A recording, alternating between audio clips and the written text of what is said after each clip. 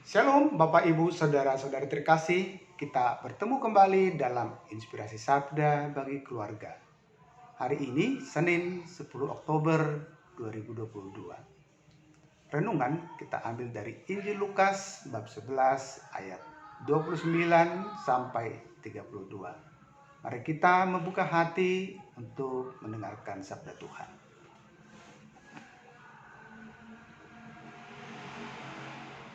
Ketika orang banyak mengerumuninya, berkatalah Yesus, "Angkatan ini adalah angkatan yang jahat.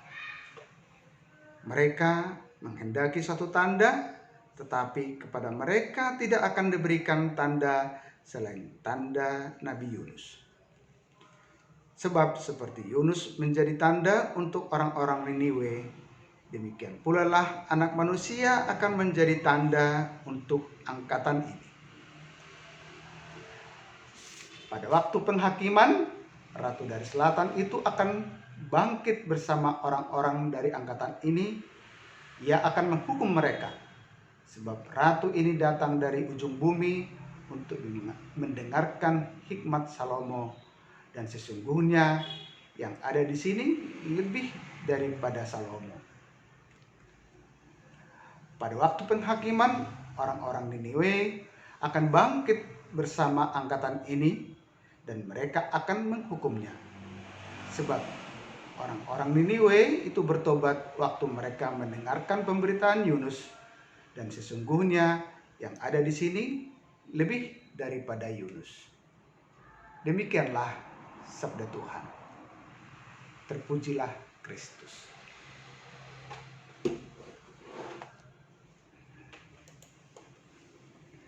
Saudara-saudari yang dikasihi Tuhan, Shalom.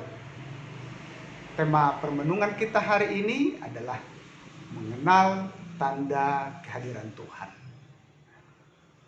Saudara-saudari terkasih, merenungkan Injil yang kita dengar hari ini, lebih dahulu kita bercermin ke belakang di zaman Nabi Yunus.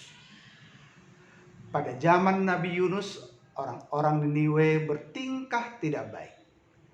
Maka Tuhan mengutus Nabi Yunus untuk menyampaikan pesan kepada orang-orang Niniwe bahwa dalam waktu 40 hari, jika Niniwe tidak bertobat, maka Niniwe akan dihancurkan. Apa yang terjadi?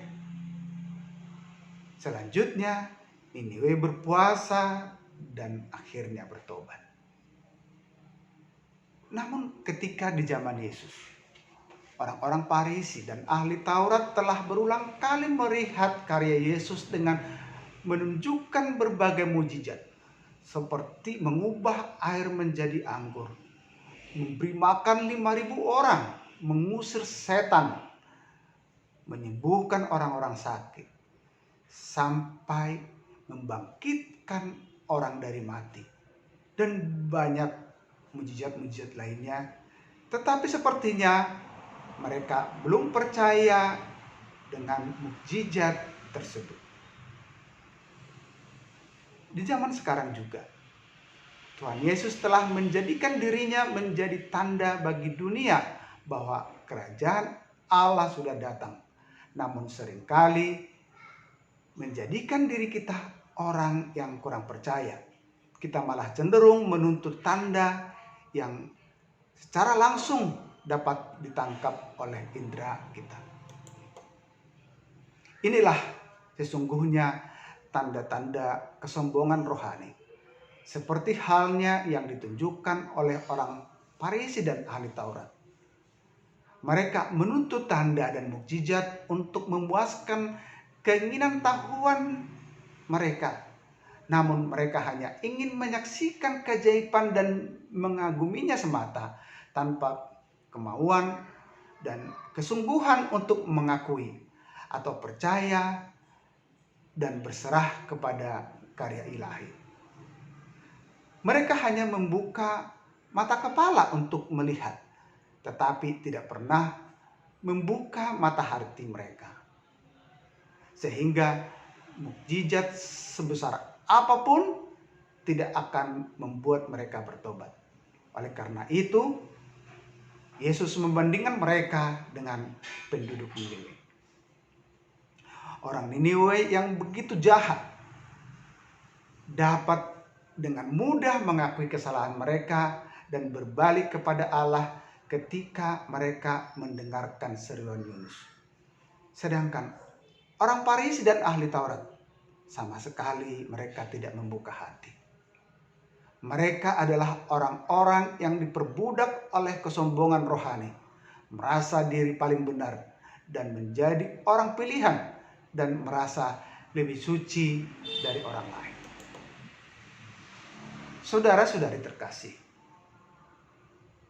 ketika itu kehadiran Yesus dianggap belum menjadi tanda keselamatan bagi orang sezamannya.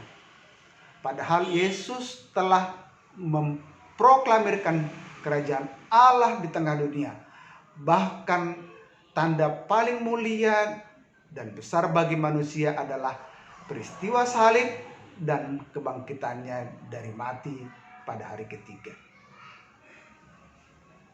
Bahkan sekarang ini pun masih banyak orang yang tidak percaya kepada Yesus karena tidak mengalami secara langsung kehadirannya di dalam seluruh peristiwa kehidupan sehari-hari.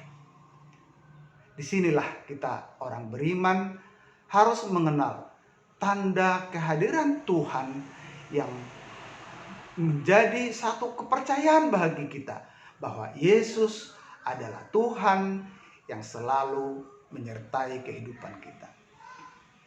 Di dalam keluarga juga, iman ini harus kita tanamkan kepada seluruh anggota keluarga dan kepada anak-anak agar mereka lebih mengenal dan mengimani Yesus sebagai juru selamat dan Tuhan yang selalu menyertai di dalam kehidupan kita setiap saat dan sampai akhir zaman. Semoga